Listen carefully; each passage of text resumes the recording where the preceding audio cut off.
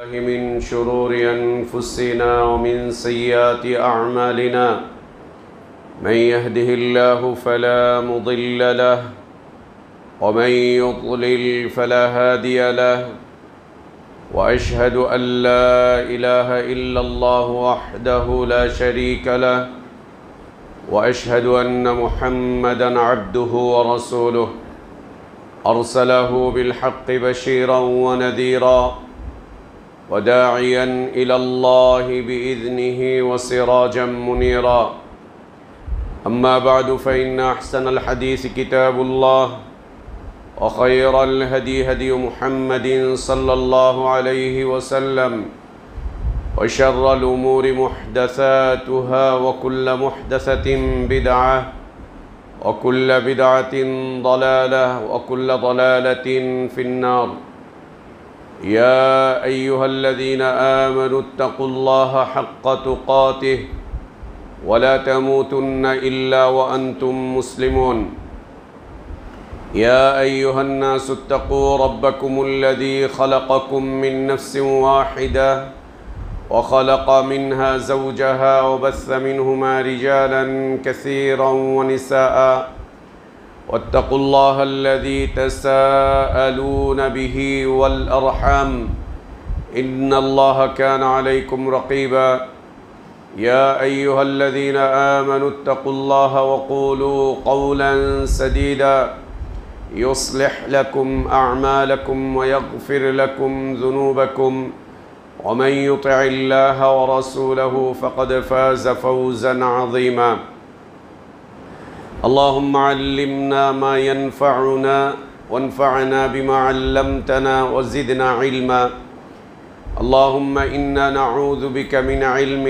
لا ينفع ومن قلب لا يخشع ومن نفس لا تشبع ومن دعوة لا يستجاب لها اللهم آت نفوسنا تقواها وزكها أنت خير من زكاها أنت ولينا ومولاها يا حي يا قيوم برحمتك نستغيث أصلح لنا شأننا كله ولا تكلنا إلى أنفسنا طرفة عين سبحانك لا علم لنا إلا ما علمتنا إنك أنت العليم الحكيم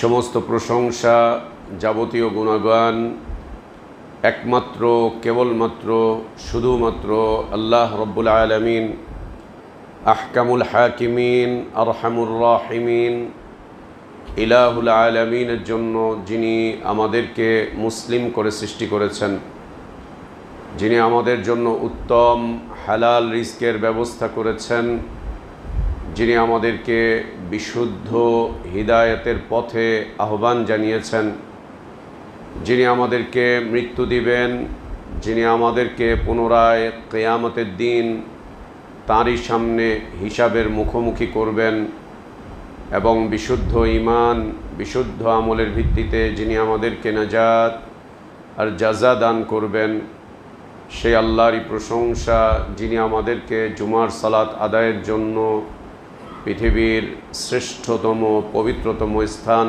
মসজিদে আসার তৌফিক দান করেছেন। আলহামদুলিল্লাহ। সালাতু সালাম আমাদের প্রিয় নবী মুহাম্মদুর রাসূলুল্লাহ সাল্লাল্লাহু আলাইহি ওয়া আলিহি ওয়াসাল্লামের প্রতি।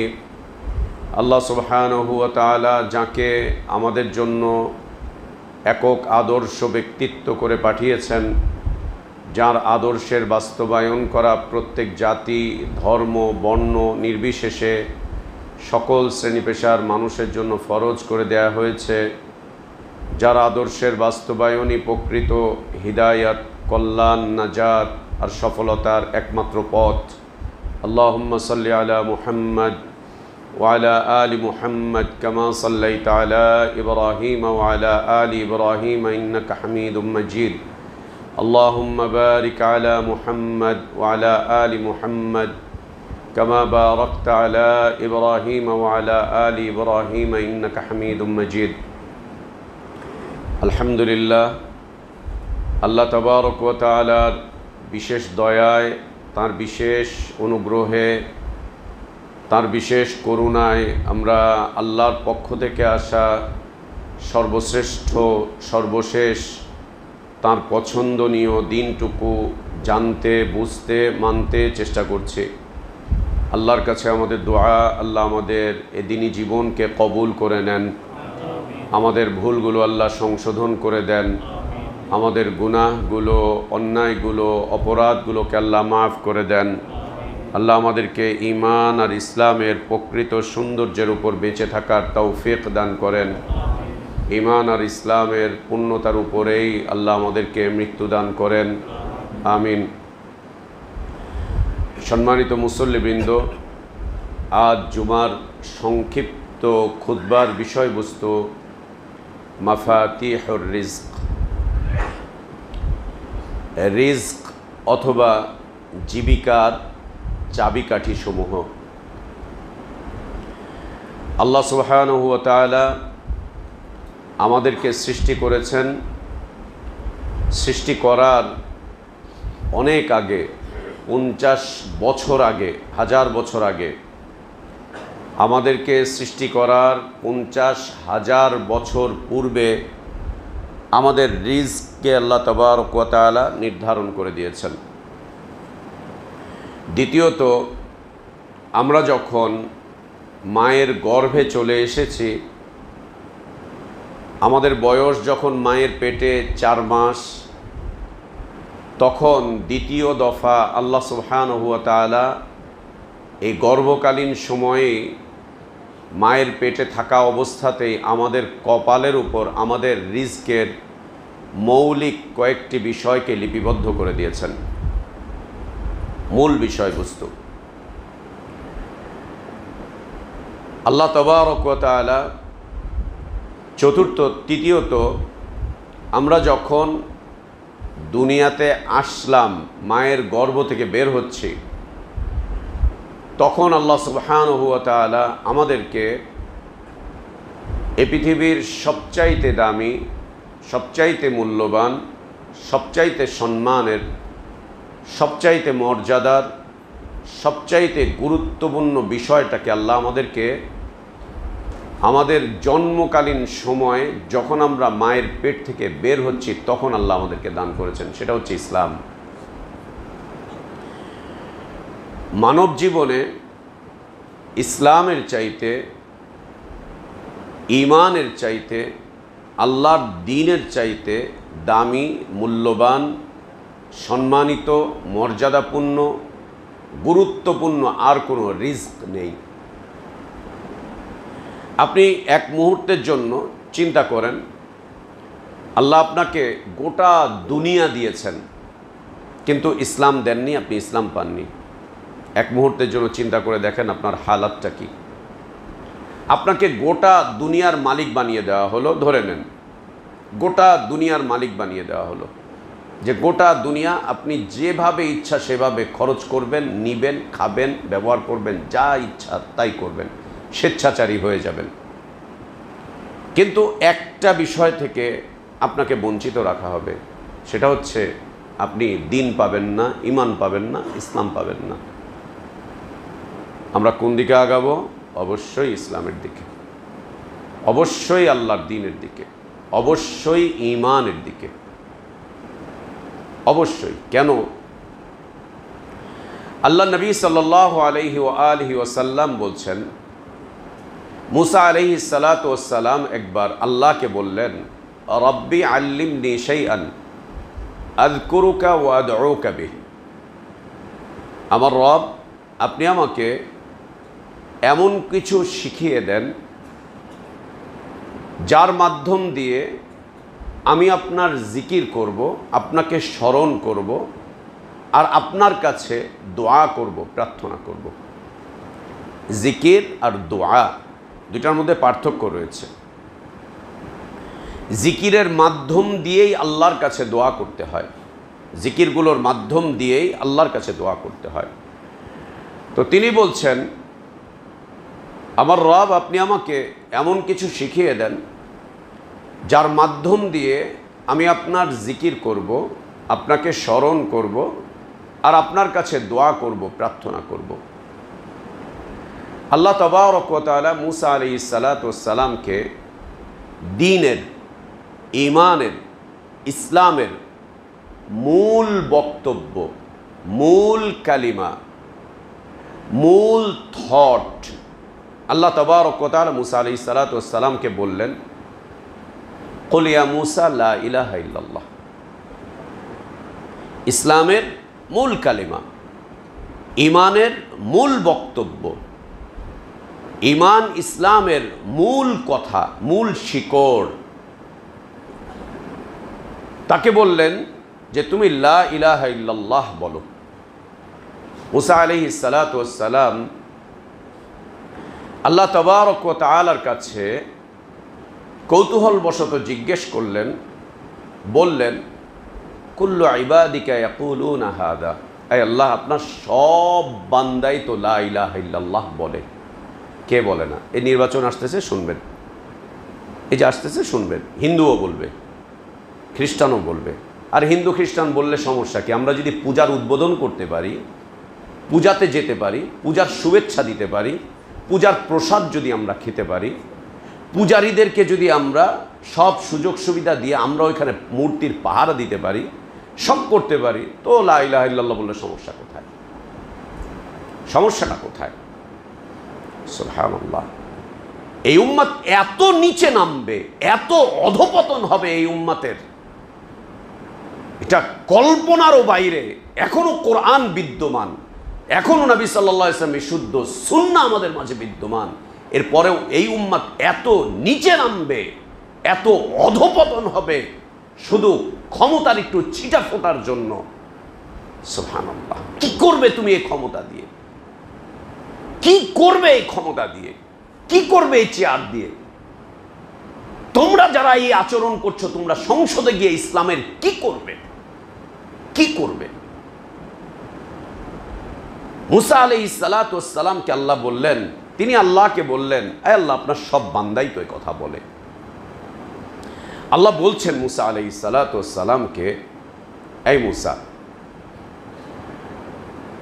7 আসমান এবং এর মাঝে যত কিছু আছে, 7 আসমান এবং এতে যত কিছু আছে আমি ছাড়া, মানে আল্লাহ ছাড়া 7 আসমান এবং আসমান সমূহে যা কিছু আছে, যা কিছু আছে, কত কিছু তো আছে আসমানে, আরশ আছে, কুরসি আছে, বাইতুল মামুর আছে, আরো কত কিছু, এবং 7 জমিন, আর এই 7 জমিনে যত কিছু আছে সব কিছুকে যদি তুমি এক পাল্লায় রাখো, আর ইসলামের এই মূল বক্তব্য, মূল কালিমা, মূল বিষয়বস্তু লা ইলাহা ইল্লাল্লাহকে যদি এক পাল্লায় রাখো, মালাত বিহিন্না লা ইলাহা ইল্লাল্লাহ, লা ইলাহা ইল্লাল্লাহ এই কালিমার পাল্লা ভারী হয়ে যাবে। তার মানে কি? আমি তো আপনাকে বলেছি যদি পুরো দুনিয়া আপনাকে দেওয়া হয়, আর আল্লাহ বলছেন পুরো দুনিয়া না, গোটা দুনিয়া, দুনিয়াতে যা কিছু আছে, 7 আসমান আর 7 আসমানে আল্লাহ ছাড়া যা কিছু আছে,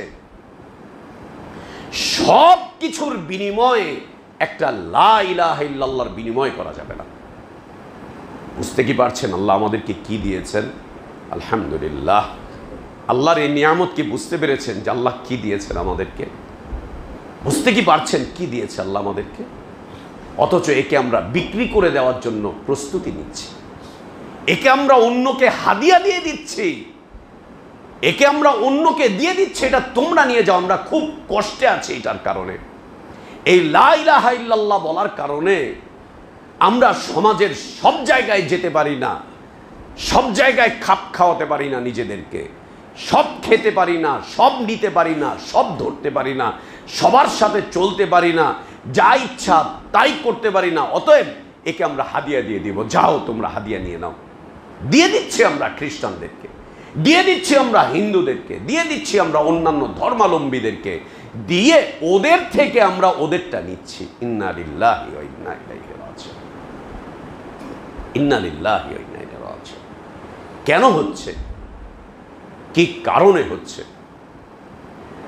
আল্লাহ আপনাকে সৃষ্টি করার আগেই আপনার রিজকের ব্যবস্থা করেছেন। আপনাকে দুনিয়ার আলো দেখাবার আগেই আল্লাহ আপনার রিজকের ব্যবস্থা করেছেন।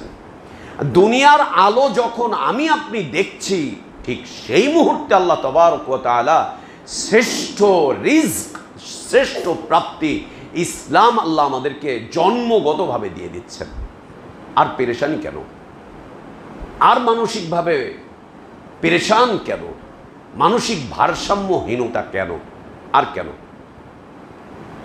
এর কারণ হচ্ছে এই উম্মত রিজক অন্বেষণ করা শিখছে, ও রিজক চাওয়া শিখছে, রিজক তলব করছে, রিজক অন্বেষণ করছে, রিজকের জন্য ছোটাছুটি করছে, ঘোরাঘুরি করছে। প্রয়োজনে রিজক অন্বেষণ করতে গিয়ে নিজের দিন, নিজের ঈমান, নিজের ইসলাম, নিজের মানহাজ, নিজের চরিত্র, নিজের যে আকীদা যা আছে সব কিছুকে অন্যদেরকে বিলীন করে দিচ্ছে, দিয়ে এর পরেও কিছু রিজকের প্রয়োজন, এর পরেও এত কিছু দেওয়ার পরেও দেখা যাচ্ছে ফকিরের মতো রাস্তায় ঘুরে ফিরে বেড়াচ্ছে। পেরেশানি বাড়ছে, বাড়ছে, আরো বাড়ছে। এত পেরেশান কেন? আল্লাহ তো আমাকে আপনাকে রিজিক দিয়েই দুনিয়ায় পাঠিয়েছেন। এর পরেও আল্লাহ সুবহানাহু ওয়া তাআলা আমাদের জীবনে, দুনিয়ার এই জীবনে রিজককে কেন্দ্র করে আমরা পেরেশান হব, হতাশ হব, মানসিকভাবে ভেঙে পড়ব, এইটা আমাদের চাইতে আমাদের রব বেশি জানেন, অনেক বেশি জানেন। আমাদের চাইতে আমাদের রব বেশি জানেন, তিনি বেশি জানেন, অনেক বেশি জানেন আমরা দুনিয়াতে কি করব, কিভাবে চলব, কোনটা চাইতে গিয়ে কোনটা হারাবো, কোনটা অর্জন করতে গিয়ে কোনটাকে বিকিয়ে দিব, এটা আমাদের রব আমাদের চাইতে অনেক বেশি জানেন, অনেক আগে থেকেই জানেন আল্লাহ তাবারক ওয়া তাআলা। এজন্য আল্লাহ সুবহানাহু ওয়া তাআলা উম্মতে ইসলামের রিজকের পেরেশানি, রিজকে কেন্দ্র করে তাদের হতাশা, মানসিক অবস্থা যাতে বিপর্যয়ের দিকে না যায়, তাদের হতাশা তাদের যাতে করে তাদেরকে কুফুরির দিকে না নেয়, ঈমানহীনতার দিকে যেন না নেয়, ইসলামহীনতার দিকে যেন না নেয়, তাদের আকীদা মানহাজকে যেন বরবাদ করে না দেয়, এই জন্য আল্লাহ তাবারক ওয়া তাআলা আমাদের রিজকের ক্ষেত্রে অনেকগুলো চাবিকাঠি রেখেছেন। আপনি চাবি ছাড়া যেমন তালা খুলতে পারবেন না, সেই চাবিটা যেমনই হোক না কেন, কখনো কখনো বিজ্ঞানের এই যুগে চাবি হচ্ছে ফিঙ্গারপ্রিন্ট, আপনি আঙ্গুলের ছাপটা দিবেন সাথে সাথে তালা খুলে যাচ্ছে, অথবা আপনার আওয়াজটা হচ্ছে চাবি, অথবা আপনার চোখের মনির যে ইয়েটা আছে এটাই হচ্ছে আপনার চাবি। কিন্তু চাবি লাগবে তালা খুলতে হলে, তালা খুলতে হলে চাবি লাগবে।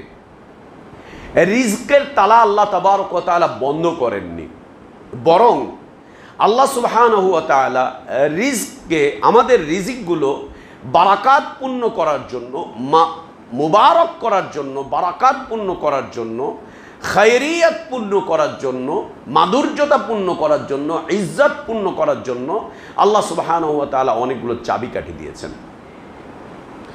আমরা এই চাবিকাঠিগুলোকে পরিবর্তন করে ফেলেছি, এই চাবিকাঠিগুলোকে আমরা বাদ দিয়ে দিয়েছি।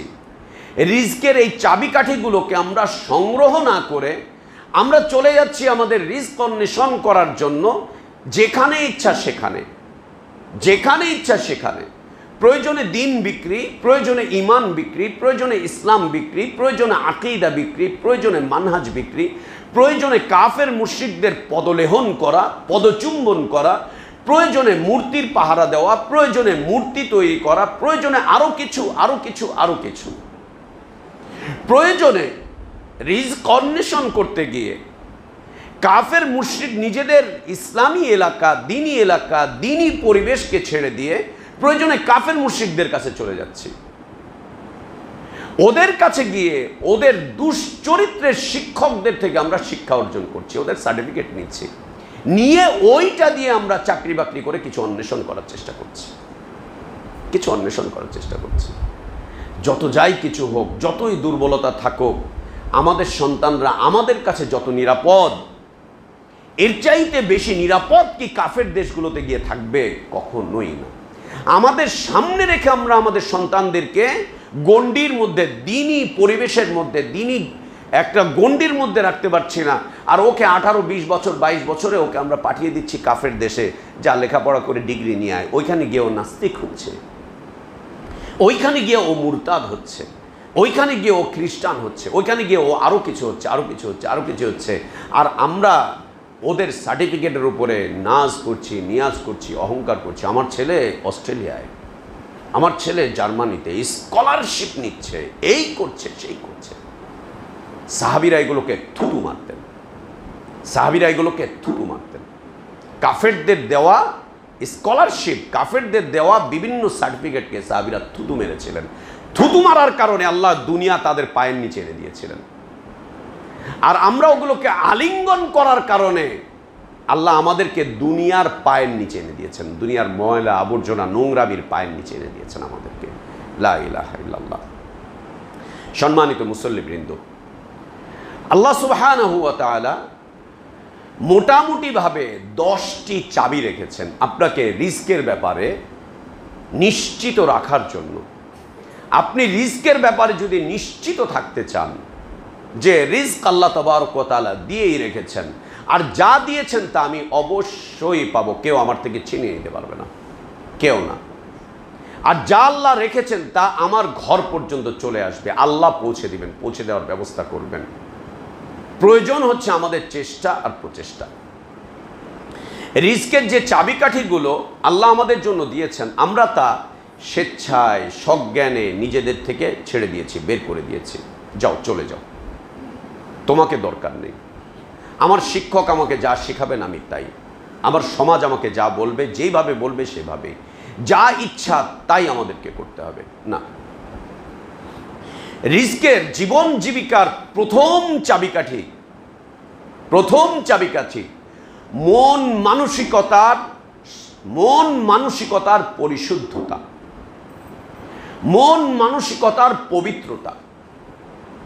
আল্লাহ আপনাকে যে অন্তরটা দিয়েছেন, আল্লাহ আপনাকে যে ব্রেন দিয়েছেন, এই মন মস্তিষ্কের পরিশুদ্ধতা, মন মস্তিষ্কের পবিত্রতা হচ্ছে রিস্কের প্রথম চাবিকাঠি, যাকে কোরআনুল কারীমের পরিভাষায়, সুন্নাহর পরিভাষায় তওবা বলা হয়েছে। তওবা এবং ইস্তেগফার, তওবা এবং ইস্তেগফার। তওবা আর ইস্তেগফারের মাধ্যম দিয়ে আল্লাহ সুবহানাহু ওয়া তাআলা আমার আপনার মনকে পরিশুদ্ধ করেন, আমার আপনার মনকে পবিত্র করেন, আমার আপনার মনকে পরিশীলিত করেন, পরিমার্জিত করেন। তওবা এবং ইস্তেগফারের মাধ্যম দিয়ে আল্লাহ সুবহানাহু ওয়া তাআলা আমার আপনার মস্তিষ্ককে পবিত্র রাখেন, পরিমার্জিত রাখেন, পরিশীলিত রাখেন।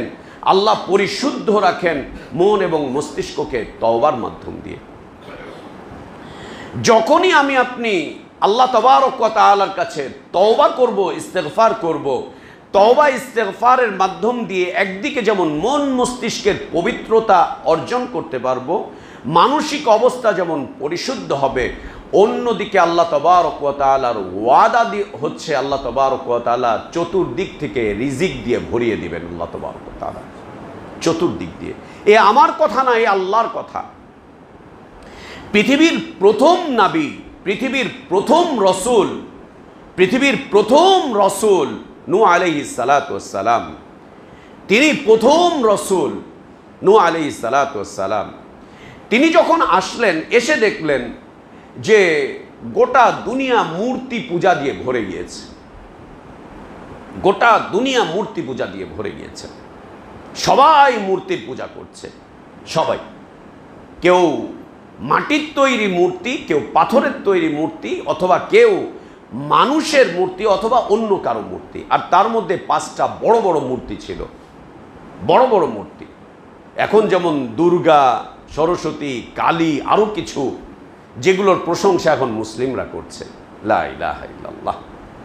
সেই সময় প্রধান 5টি মূর্তি, ওয়াদ, সাওয়া, ইয়াগুস, ইয়াউক, নাসার, এই 5টি প্রধান মূর্তি তিনি দেখলেন এদের পূজা চলছে, মানুষ আল্লাহকে বাদ দিয়ে এদের ইবাদত করছে। তিনি তাদেরকে দাওয়াত দেওয়া শুরু করলেন। গিয়ে বললেন না, মূর্তি পূজা করতে কষ্ট হচ্ছে, কেউ থ্রেট দিচ্ছে, হুমকি দিচ্ছে, কোনো সমস্যা নেই, আমি জাতীয়তাবাদী চিন্তার, কোনো অসুবিধা নেই, আমি তোমাদেরকে নিরাপত্তা দিচ্ছি। আমাদের কাজ আমরা তোমাদেরকে নিরাপত্তা দিব, বেশি করে মূর্তি পূজা করো আর আমাকে ক্ষমতার চেয়ারে বসিয়ে দাও, ক্ষমতায় গিয়ে তখন আল্লাহর কিতাবকে প্রতিষ্ঠা করব। তাই বলেছিলেন না? তাই বলেছিলেন না? সুবহানাল্লাহ। তিনি তাদেরকে গিয়ে বললেন, ইয়া কাউমি আবুদুল্লাহ মা লাকুম মিন ইলাহিন গায়রুহ, কি হয়েছে তোমাদের? আল্লাহকে বাদ দিয়ে এগুলোর কেন ইবাদত করছো? কেন ইবাদত করছো এগুলোর? এগুলোকে পরিহার করো, এগুলোকে বর্জন করো। দাওয়াত দেওয়া শুরু করলেন, হুমকি দেওয়া না, দাওয়াত দেওয়া। দাওয়াত দেওয়া শুরু করলেন, হুমকি না, ধমকি না, দাওয়াত দিতে শুরু করলেন।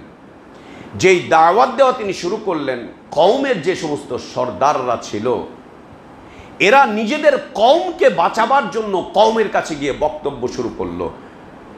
অকালু লা তাদারুন্না আলিহাতাকুম ওয়ালা তাদারুন্না ওয়াদ্দান ওয়ালা সুওয়াআন ওয়ালা ইয়াগুথ ওয়া ইয়াউক ওয়া নাসরা ওয়া ক্বাদ দাল্লু কাসীরা। এরা কওমের লোকজনদেরকে গিয়ে বলতে শুরু করলো, খবরদার, যেই মাবুদগুলোর ইবাদত করছো এই মাবুদগুলোকে তোমরা ছাড়তে যেও না, খবরদার না। কারো কথাতে তোমরা তোমাদের ইলাহদেরকে বর্জন করতে যেও না, কারো কথাতে তোমরা তোমাদের ধর্মকর্ম ছাড়তে যেও না, খবরদার না, ছাড়তে যেও না। এরপরে নাম ধরে ধরে বললেন, খবরদার না, এগুলোর ইবাদত ছাড়তে যেও না। কিন্তু এই লোকগুলোকে নূহ আলাইহিস সালাতু ওয়াস সালাম দেখলেন যে তারা চিন্তিত, পেরেশান, হতাশ, চিন্তিত, পেরেশান, হতাশ তাদের জীবন জীবিকা নিয়ে। নূহ আলাইহিস সালাতু ওয়াস সালাম একটা পর্যায়ে তার কওমের লোকজনদেরকে বললেন, ওয়া কওমি ইস্তাগফিরু রাব্বাকুম সুম্মা তুবু ইলাইহি ইউরসিলিস সামাআ আলাইকুম মিদরারা ويمددكم بأموال وبنين ويجعل لكم جنات ويجعل لكم أنهارا ما لكم لا ترجون لله وقارا। তোমরা আল্লাহর কাছে তওবা করো, আল্লাহর কাছে ইস্তেগফার করো। যদি আল্লাহর কাছে তওবা করতে পারো, আল্লাহর কাছে ইস্তেগফার করতে পারো, ক্ষমার প্রার্থনা করতে পারো, আল্লাহ আসমান থেকে অনবরত বারাকাতপূর্ণ রিজিক তোমাদের জন্য নাজিল করতে থাকবেন। অনবরত রিজিক নাজিল করতে থাকবেন, আল্লাহ করতে থাকবেন। আসমান থেকে যে রিজিকগুলো আল্লাহ নাজিল করবেন, এই রিজিকের মাধ্যম দিয়ে এই জমিন সুশোভিত হয়ে উঠবে, ফলজ হয়ে উঠবে। এই জমিনে চতুর্দিক থেকে বাগ বাগিচা দিয়ে ভরে যাবে। না তোমাদের খাওয়া নিয়ে চিন্তা করতে হবে, না পড়া নিয়ে চিন্তা করতে হবে, না বাসস্থান নিয়ে চিন্তা করতে হবে। আল্লাহ তোমাদেরকে মালামাল করে দিবেন, আল্লাহ তোমাদেরকে বাগানের পর বাগান দিবেন, ক্ষেতের পর ক্ষেত দিবেন, রিজকের পর রিজক আল্লাহ তোমাদেরকে দিতে থাকবেন। তোমাদেরকে নেক নেক সন্তান দিবেন, তোমাদেরকে আরো দিবেন, আরো দিবেন, আরো দিবেন, আরো দিবেন। নূহ আলাইহিস সালাতু ওয়াস সালাম বলতে গিয়ে আরো বললেন, ওয়ায়াজিদকুম কুওয়াতান ইলা কুওয়াতিকুম। তোমরা আজ হীনমন্য হয়ে পড়ছো, দুর্বল হয়ে পড়ছো। তওবা করো, ইস্তেগফার করো, আল্লাহ তাবারক ওয়া তাআলা তোমাদেরকে শক্তি, সামর্থ্য, নেতৃত্ব, কর্তৃত্ব, ক্ষমতা সব আল্লাহ তোমাদেরকে দান করবেন যদি মন মস্তিষ্কের পরিশুদ্ধতা আনতে পারো, পবিত্রতা আনতে পারো তওবার মাধ্যম দিয়ে। অতঃপর তিনি বলছেন, মা লাকুম লা তারজুনা লিল্লাহি ওয়াকারা। কি হলো তোমাদের, কি হলো তোমাদের? কেন তোমরা আল্লাহর প্রতি আশাবাদী হতে পারছো না? আল্লাহর প্রতি কেন আশাবাদী হতে পারছো না? কি কারণে আল্লাহর প্রতি আশাবাদী হতে পারছো না? আল্লাহকে বাদ দিয়ে অন্যের প্রতি এত আশাবাদী হওয়ার পিছনে কারণটা কি? আল্লাহর প্রতি আশাবাদী কেন হতে পারছো না তোমরা? কেন পারছো না? কেন পারছো না? আল্লাহ সুবহানাহু ওয়া তাআলা আমাদের ঈমানি জীবনে, আমাদের দ্বীনি জীবনে, ইসলামী জীবনে তওবাকে এত পাওয়ারফুল, এত শক্তিশালী, এত পরিমার্জিত একটা ইবাদত হিসেবে আল্লাহ সুবহানাহু ওয়া তাআলা রেখেছেন, যার মাধ্যম দিয়ে জীবন জীবিকা একদম সুন্দর এবং স্বাভাবিকভাবে আমরা অর্জন করতে পারি। এর মাধ্যম দিয়ে যত বেশি মন আর মস্তিষ্কের পবিত্রতা আসবে, পরিশুদ্ধতা আসবে, রিজিককে আল্লাহ তাবারক ওয়া তাআলা তত বেশি বারাকাত পূর্ণ করবেন, তত বেশি খায়ের পূর্ণ করবেন, তত বেশি চমৎকার করবেন আল্লাহ সুবহানাহু ওয়া তাআলা। একে আমরা পরিত্যাগ করেছি, একে আমরা বর্জন করেছি। আর এটি এত চমৎকার এক ইবাদত, এটি এত চমৎকার এক চাবিকাঠি যে আল্লাহ নবী সাল্লাল্লাহু আলাইহি ওয়া আলিহি ওয়াসাল্লাম প্রতিদিন, একটি বর্ণনায় হচ্ছে 70 বার, দ্বিতীয় বর্ণনায় হচ্ছে 100 বার আল্লাহর কাছে তওবা করতেন, আল্লাহর কাছে ক্ষমার প্রার্থনা করতেন, ইস্তেগফার করতেন আল্লাহ তাবারক ওয়া তাআলার কাছে। প্রতিদিন 100 বার করতেন, 100 বার তওবা করতেন, 100 বার ক্ষমা প্রার্থনা করতেন, 100 বার আল্লাহর কাছে ইস্তেগফার করতেন আল্লাহ নবী সাল্লাল্লাহু আলাইহি ওয়াসাল্লাম। আল্লাহ তাকে কি দেননি বলেন তো দেখি, বলেন দেখি, আল্লাহ তাবারক ওয়া তাআলা তাকে কি দেননি দুনিয়াতে? কি দেননি বলেন, কি দেননি? আপনি বলবেন যে তার ঘরে খাবার থাকতো না, সত্যি খাবার থাকতো না, এত বেশি দানশীল ছিলেন যে আমাদের মতো জমা করেননি, তাই খাবার থাকতো না। এত বড় মানবতাবাদী মানুষ পৃথিবী আর চোখে দেখবে না, আর চোখে দেখবে না। নিজের স্ত্রীদেরকে না খাইয়ে রেখে, নিজে না খেয়ে থেকে, নিজের ভালো পোশাক পরিচ্ছদ না নিয়ে, নিজের আরাম আয়েশকে সব বাদ করে দিয়ে উম্মতের জন্য পুরোটাকে উজাড় করে দেওয়া। এমনি তো দরিদ্র ছিলেন না, এমনি দরিদ্র ছিলেন না, যার সম্পদ ছিল আমাদের চাইতে ভালো চলতে পারতেন তিনি। কিন্তু মানবতা দেখাতে গিয়ে, মানুষের প্রতি দয়া দেখাতে গিয়ে, সহনশীলতা দেখাতে গিয়ে, ভুক্তভোগী মানুষদের পাশে দাঁড়াতে গিয়ে নিজের খাদ্য দ্রব্য সব উজাড় করে দিয়েছেন। আল্লাহ নবী সাল্লাল্লাহু আলাইহি ওয়াসাল্লাম সকালবেলা একদিন আসলেন মা আয়েশার ঘরে, এসে বললেন, কোনো খাবার টাবার আছে কি? কোনো খাবার টাবার আছে কি? বলছে না, নেই। তো বলছে ঠিক আছে, সিয়াম রেখে নিলাম, খাবার নেই তো সিয়াম রাখলাম। আর একদিনের ঘটনা, নবী সাল্লাল্লাহু আলাইহি ওয়াসাল্লাম ঘরে ফিরে এসছেন, প্রচণ্ড ক্ষুধা। মা আয়েশা রাদিয়াল্লাহু আনহাকে বলছেন, আয়েশা খাবার আছে কি? বলছে, ইয়া রাসূলুল্লাহ, আপনার জন্য আমি একটা খেজুর রেখেছিলাম, নিজে না খেয়ে আল্লাহ নবীর জন্য একটা খেজুর রেখেছেন, আসবেন খাবেন। এটা উঠিয়ে রেখেছেন আল্লাহ নবী সাল্লাল্লাহু আলাইহি ওয়াসাল্লামের জন্য। নবী সাল্লাল্লাহু আলাইহি ওয়াসাল্লাম আসতে দেরি করছেন, এর মধ্যে এক মা তার 2টা শিশু বাচ্চাকে নিয়ে এসছে, কিছু খাবার চাচ্ছে, খাবার থাকলে দেন, খাবার থাকলে দেন। এই মা ক্ষুধার্ত, তার সাথে 2 বাচ্চা ক্ষুধার্ত। মা আয়েশা এই মাকে দিলেন ওই একটা খেজুর। মা খেজুরটাকে 2 টুকরো করে 2 বাচ্চার মুখে দিয়ে মা চলে গেল। আল্লাহর নবী আসলেন, এসে জিজ্ঞেস করলেন, আয়েশা খাবার আছে? যে ইয়া রাসূলুল্লাহ, একটা খেজুর রেখেছিলাম। একজন ক্ষুধার্ত মা আসলেন, আমি তাকে খেতে দিলাম, সে নিজেও না খেয়ে এটাকে টুকরো করে তার 2 বাচ্চার মুখে দিয়ে তাকে চলে গেল। আচ্ছা, আলহামদুলিল্লাহ, উনিও না খাওয়া, মা আয়েশাও না খাওয়া, এই মহিলাও না খাওয়া, বাচ্চা 2টার মুখে চলে। একে বলা হয় ইসলামের মানবতা, একে বলা হয় দ্বীনের মানবতা।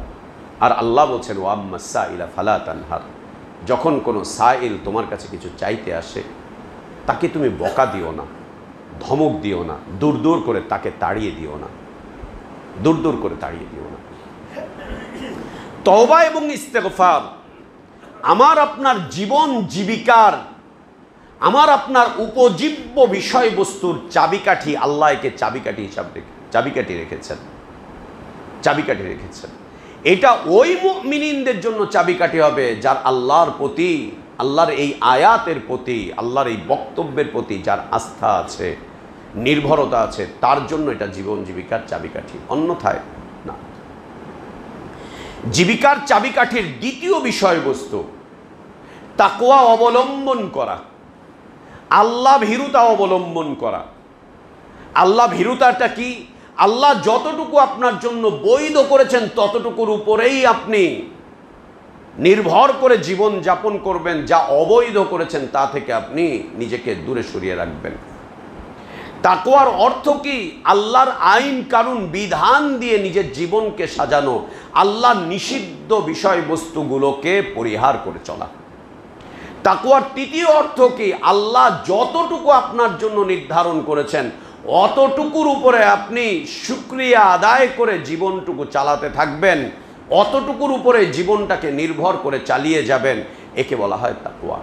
তাকওয়ার চতুর্থ অর্থ কি? চতুর্থ অর্থ হচ্ছে খুব ভয়ঙ্কর এক বিপদ সংকুল রাস্তা, সেইখান থেকে আপনি যেভাবে নিজেকে এগিয়ে নিয়ে যাবেন, ওই বিপদ থেকে আপনি বাঁচার জন্য যেভাবে করে চেষ্টা করবেন, ঠিক একইভাবে আল্লাহর আযাব থেকে বাঁচার জন্য চেষ্টা করা, একে বলা হয় তাকওয়া। আল্লাহ সুবহানাহু ওয়া তাআলা এই তাকওয়ার ব্যাপারে বলছেন, ওয়ামান ইয়াত্তাকিল্লাহা ইয়াজআল লাহু মাখরাজা, যে ব্যক্তি তাকওয়া অবলম্বন করবে, আল্লাহকে ভয় করবে, আল্লাহ তার জীবন জীবিকার জন্য অনেক রাস্তা খুলে দিবেন। একের পর এক রাস্তা আপনার জন্য খুলতে থাকবে, একটার পর একটা রাস্তা খুলতে থাকবে।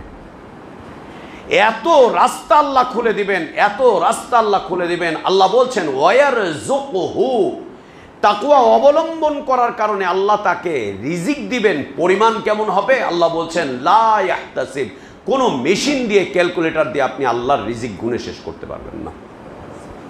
আপনি গুণে শেষ করতে পারবেন না, এত বেশি পরিমাণ আপনাকে আল্লাহ রিজিক দিবেন, এত বেশি পরিমাণ রিজিক দিবেন। রিজিকের মানে কি? পেট ভরে খাওয়া, দামি দামি খাবার খাওয়া না, একে রিস্ক বলে না। পেট ভরে খাওয়া, দামি দামি খাবার খাওয়া, সেরাটনে গিয়ে খাওয়া, বিদেশি ফুড খাওয়া না, অথবা জীবনের ক্ষেত্রে মিতব্যয়ী না হওয়া, জীবনের ক্ষেত্রে আলিশান জীবনযাপন করা, একে রিস্ক বলে নাকি না। আল্লাহ বলছেন ওয়ায়ারযুকুহু মিন হাইথু লা ইয়াহতাসিব, আল্লাহ এত বেশি রিজিক দান করবেন, এত রিস্ক আল্লাহ দান করবেন যে তুমি হিসাব করে শেষ করতে পারবে না। যে রিস্ক পাবে সে হিসাব করে শেষ করতে পারবে না।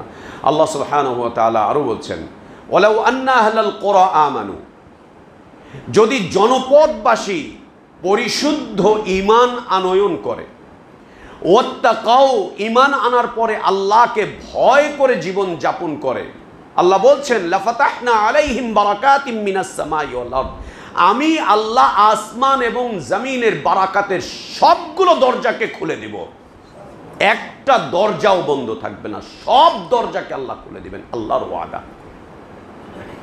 সবগুলো দরজাকে আল্লাহ খুলে দিবেন, একটা দরজাও বন্ধ রাখবেন না। যদি ঈমান, পরিশুদ্ধ ঈমানের অধিকারী হতে পারি, ঈমান যদি পরিশুদ্ধ হয়, ঈমান যদি পরিশুদ্ধ হয়, আর আল্লাহকে ভয় করে যদি আমি আমার এই ঈমানি জীবন যাপন করতে পারি, আমরা বিশুদ্ধ ঈমান আনতে পেরেছি, তাকওয়া অবলম্বন করতে পারিনি, আল্লাহকে ভয় করতে পারিনি, এটা সত্য, এটা মেনেই নিতে হবে। যে ঈমান আনতে পেরেছি, ঈমানের ক্ষেত্রে আমরা কবর পূজা, মাজার পূজা থেকে বাঁচতে পারলাম আল্লাহর দয়াতে। কিন্তু দ্বিতীয় যে বিষয়, যার অভাবে আমাদের রিজকের ঝামেলাগুলো ঘটছে, সেটা হচ্ছে আল্লাহকে ভয় না করা, আল্লাহকে ভয় না করা। যদি আল্লাহকে ভয় করে চলতে পারি, আল্লাহ বলছেন লাফাতাহনা আলাইহিম, আমি খুলে দিব তাদের উপরে বারাকাতিম মিনাস সামা, আসমানের সবকটা বারাকাতের দরজা, ওয়াল আরদ, এবং জমিনের সবকটা বারাকাতের দরজা, আসমান জমিনের সবকটা বারাকাতের দরজাকে আল্লাহ খুলে দিবেন। আল্লাহ বলছেন ওয়ালাকিন কাযযাবু, কেন জীবন জীবিকা কষ্টের হয়ে গেল? হচ্ছে ওরা মিথ্যা প্রতিপন্ন করছে আমাকে, আমার কথাকে ওরা মেনে নিতে পারেনি, দুনিয়াবাসী আল্লাহর কথাকে মেনে নিতে পারেনি। না নেওয়ার কারণে আল্লাহ রিজকে সংকুচিত করে দিয়েছেন, বন্ধ করে দিয়েছেন, বন্ধ করে দিয়েছেন। সম্মানিত উপস্থিতি, তৃতীয় বিষয়বস্তু, আল্লাহর উপরে তাওয়াক্কুল করা, আল ইতিমাদু আলাল্লাহ, আল্লাহর উপরে নির্ভর করা। আল্লাহর উপরে নির্ভর করা কি সেটা? আল্লাহ আমাকে বিপদগামী করবেন না, আল্লাহ আমাকে অসহায় অবস্থায় ছাড়বেন না, আল্লাহ আমাকে অন্যের মুখামুখি করবেন না, আল্লাহ আমাকে অন্যের অধীনস্থ করবেন না। আমার নির্ভরতা আল্লাহর উপরে, আমার তাওয়াক্কুল আল্লাহর উপরে, আমার সকল বিষয়বস্তু আল্লাহর উপরে। যেটা কল্যাণ ওইটা আল্লাহ আমাকে অবশ্যই দিবেন এবং দিবেন এবং দিবেন, যেটা কল্যাণজনক। যেটা অকল্যাণের সেটা অবশ্যই আল্লাহ আমার থেকে হটিয়ে নেবেন এবং হটিয়ে নেবেন এবং সরিয়ে নেবেন। আল্লাহ আমাকে দিবেন, আল্লাহ আমাকে দিবেন, আল্লাহ আমাকে দিবেন, আল্লাহ আমার জন্য যথেষ্ট, আল্লাহ আমার জন্য যথেষ্ট, আল্লাহ আমার জন্য যথেষ্ট। এইটা মনের ভিতরে নিয়ে আসতে পারা, এটা ব্রেনের মধ্যে সেট করে নিতে পারা, এইটা এই জবান দিয়ে নিয়ে আসতে পারা, সকল ক্ষেত্রে আল্লাহর উপরে তাওয়াক্কুল, সকল ক্ষেত্রে আল্লাহর উপরে তাওয়াক্কুল। আসবাবের উপরে তাওয়াক্কুল না, আসবাব গ্রহণ করতে হয়, আসবাবের উপরে তাওয়াক্কুল করতে হয় না। টাকার উপরে তাওয়াক্কুল করতে হয় না, ক্ষমতায় তাওয়াক্কুল করতে হয় না, শক্তির উপরে তাওয়াক্কুল করতে হয় না। এগুলো নিতে হয়, প্রয়োজন হলে এগুলোকে ব্যবহার করতে হয়। এগুলো ব্যবহার্য বিষয়বস্তু, এগুলোর উপরে নির্ভরতার বিষয়বস্তু না। এগুলো একটাও তাওয়াক্কুলের বিষয় না।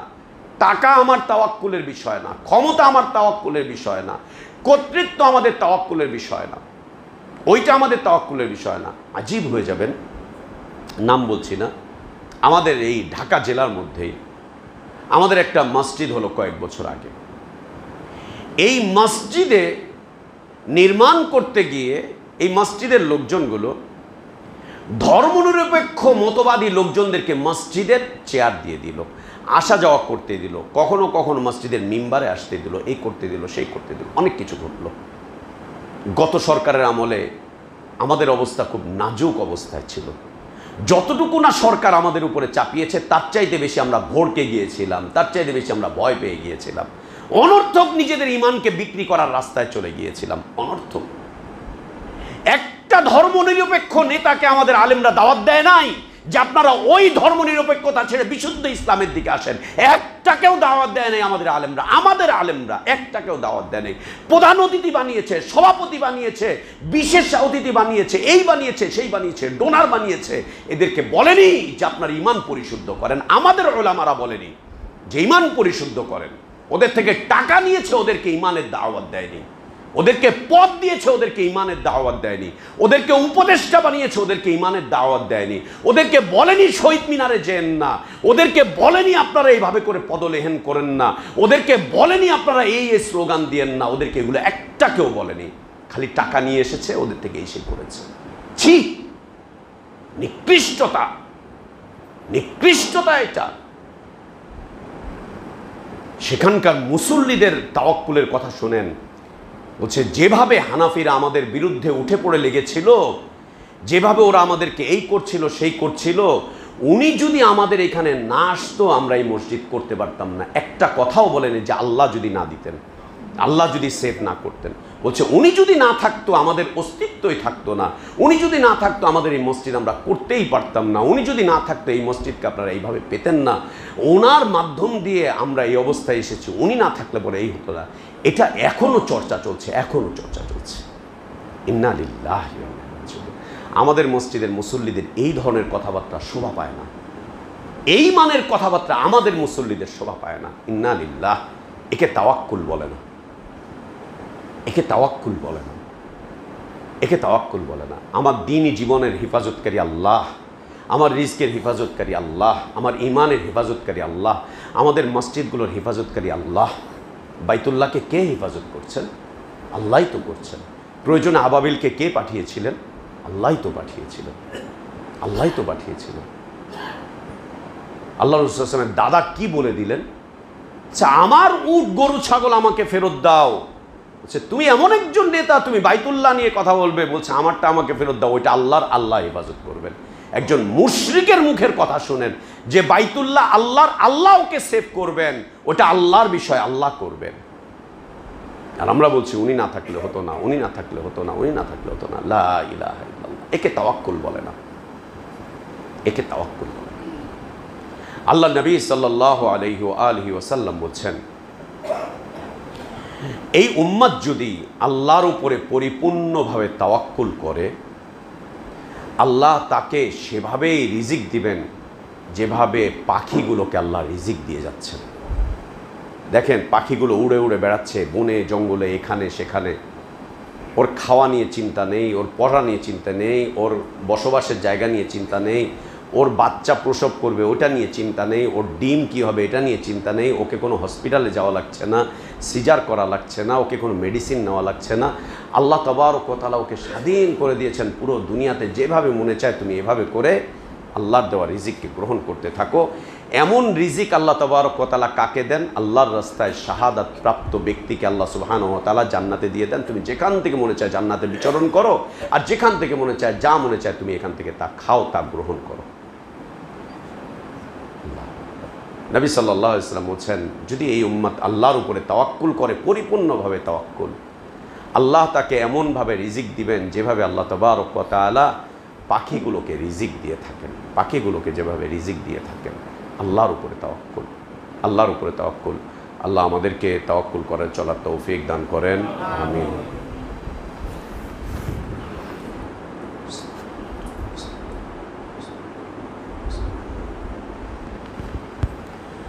আলহামদুলিল্লাহি আলা ইহসানিহি والشكر له على توفيقه وامتنانه وأشهد أن لا إله إلا الله وحده لا شريك له له الملك وله الحمد يحيي ويميت وهو على كل شيء قدير تعظيما لشأنه وأشهد أن محمدا عبده ورسوله وصفيه وخليله الداعي إلى رضوانه صلى الله عليه وعلى آله وأصحابه وبارك وسلم تسليما كثيرا إلى يوم الدين ثم أما بعد। সম্মানিত মুসল্লিবৃন্দ,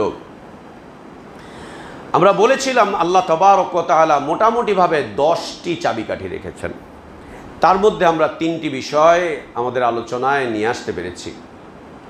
চতুর্থ আরেকটি সংক্ষিপ্ত বিষয়বস্তু, সেটি হচ্ছে ইবাদতে আত্মনিয়োগ করা, আল্লাহর ইবাদতে আত্মনিয়োগ করা।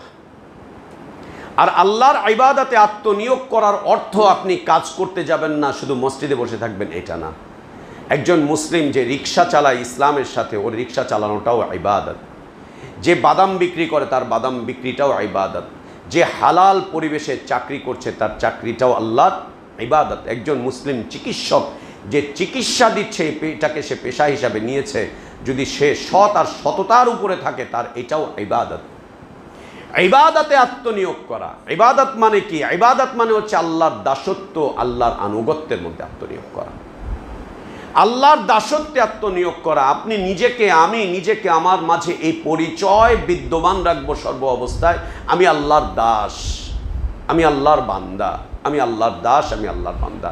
একজন দাস যেমন তার মনিবের কথার বাইরে যেতে পারে না, আমি আল্লাহর কথার বাইরে যেতে পারবো না, আল্লাহর কথার বাইরে আমি যেতে পারবো না।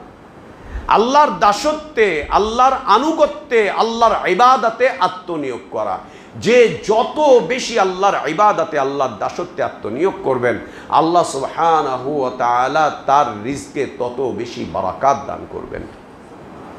আর যে যত বেশি আল্লাহর দাসত্ব বিমুখ হবে, আনুগত্য বিমুখ হবে, ইবাদত বিমুখ হবে, আল্লাহ তার রিজকে তত বেশি সংকুচিত করে দিবেন, তত সংকুচিত করে দিবেন, তাকে রিস্কের ক্ষেত্রে পেরেশান করে দিবেন। এই পেরেশানি তাকে ঈমান ছাড়তে বাধ্য করবে, এই পেরেশানি তাকে ইসলাম ছাড়তে বাধ্য করবে, এই পেরেশানি তাকে সহি মানহাজ ছাড়তে বাধ্য করবে, সহি আকীদা ছাড়তে বাধ্য করবে। এই পেরেশানি তাকে কাফের মুশরিকদের পদচুম্বনকারী, পদলেহনকারী বানিয়ে দিবে, এই কাফের মুশরিকদের গোলামে পরিণত করবে। যে আল্লাহর ইবাদত করে সে আল্লাহর বান্দা হিসাবে দুনিয়াতে বিচরণ করে, যে আল্লাহর ইবাদত থেকে বিমুখ হয়ে যায়, আল্লাহ তাকে দুনিয়ার এই সমস্ত আসবাবগুলোর বান্দা বানিয়ে দেন, এগুলোর বান্দা বানিয়ে দেন, এগুলোর বান্দা বানিয়ে দেন। সম্মানিত মুসল্লিবৃন্দ, বাকি বিষয়বস্তুগুলো থাকলো, আল্লাহ যদি তৌফিক দান করেন আমরা পরবর্তী